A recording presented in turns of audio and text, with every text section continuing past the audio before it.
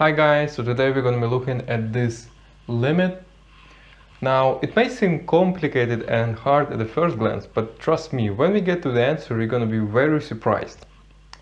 So let's just quickly analyze this expression. We got an iterable limit, which means just a limit of the limit.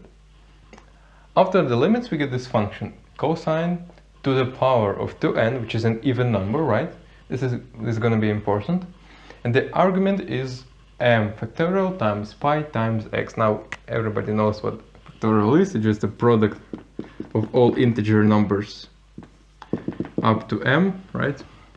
And x in our case is just a parameter, which means this is actually a function of x, which I wrote down right here. Now the first step to evaluate this limit is actually not trivial, but we're gonna look at two cases. So case number one, x is a rational number. What is a rational number? A rational number is any number that can be represented in a fraction, right? As a fraction, where the numerator is an integer and the denominator is a natural number. For example, 5 is obviously a rational number. It's 5 over 1. 1.5, the minus, is also a rational number, which is minus 3 over 2. And even a number like 1.33333 and so on is irrational because it's 4 over 3. Now, irrational numbers are, for example, pi, e, square root of 2, and so on. But we're gonna look at x as a rational number. Now, if it's rational, we can write it down as such a fraction. But if we can do it, let's just plug this right here, which gives us m factorial times pi times a over b. Now next I'm gonna move this into the denominator and rewrite m factorial by definition. So 1 times 2 times 3 times so on. And now the important part. Since m goes to infinity, it can be however big we need. And eventually it will be bigger than b. But if it is bigger than b, then m factorial will in fact contain b, right? Because b is a natural number. And it will contain other numbers up to n. Also a times pi is just this part, and all of this divided by b. Of course we can cancel out b, and we have next expression 1 times 2 times 3 times all the numbers up to b minus 1, so the number that goes before b, times the number that goes after b, because b itself cancelled out, and so on up to m times a, then close the brackets, times pi. Now why did it put these brackets? The reason is, we're going to look at this number. This is just a product of integer numbers, right? These numbers are natural and a is an integer, so if we multiply all that, it also will be an integer number. I'm gonna write it down as n. Therefore we get some integer number times pi, and we have a cosine of this, right? So in order to find the value of a cosine, let's quickly look at the unit circle. Numbers like this, n times pi, are these two dots, which correspond to an integer number of half turns from this point, right? So if n is equal to 1, we make one half turn and land on this point, and so on.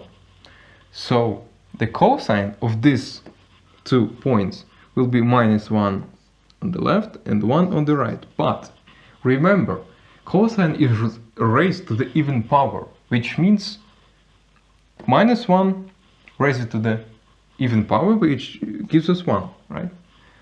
And 1 raised to the second power is also 1. and n goes to infinity, so we get 1 to the power of infinity. But this doesn't matter. We can multiply 1 by itself however many times we want, and we still get 1.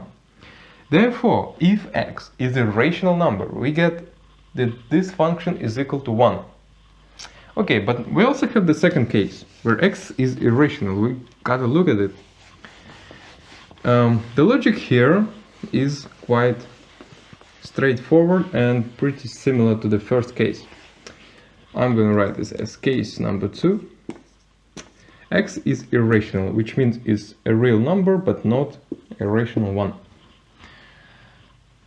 I'm going to again look at this argument, which is m factorial times pi times x, and I'm going to rewrite it as m factorial times x in the brackets and times pi.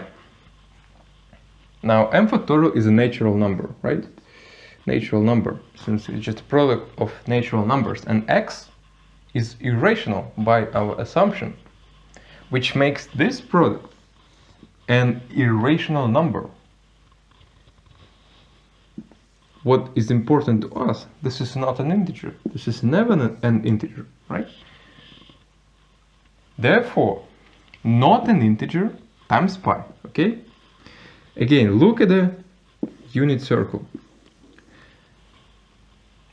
This number can be, for example, this, but it will never land right here or right here. It will never be these two numbers, okay?